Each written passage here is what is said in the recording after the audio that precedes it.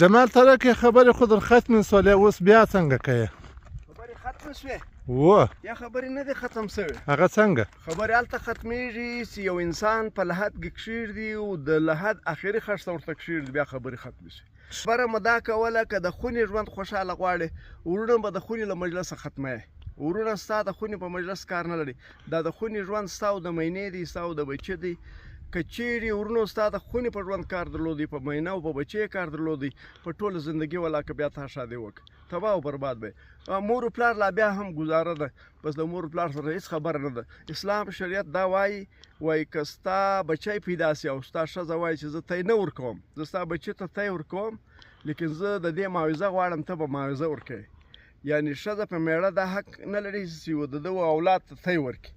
یعنې د ښځې ډېر حقوق دي، زموږ پښتنو دا حقوق تر پښو لاندې کړي دي. یا که ته د سړی ژوند خوشحاله غواړې، قریبان او عزیزان به ستا د سړی په ژوند کار نه لري، نه به مشوره ورسره کوې، نه به مشوره درکوي. که چیرې د دوی په مشوره باندې ته د سړی ژوند جوړوې او د سړی ژوند کوې، په ټول ژوند والا کې خوشحالي ووینې. مطلب که څوک مشوره درکوي، هغه دی مشوره درکوي چې ستا په کور کې یو جنجال راسي او دوی هم په دا ستا په خونو کې ناست، دا قریبان او عزیزان دی مشوره درکوي چې یو جنجال راسي، یو د یو ورور په خونه کې ناست، بل د بل ورور په خونه کې ناست وي، ټیم یې پاسي بانډار یې جوړ وي. داسې مشوره نه درکوي چې ستاسو په مابین کې یو اتحاد او اتفاق راسي.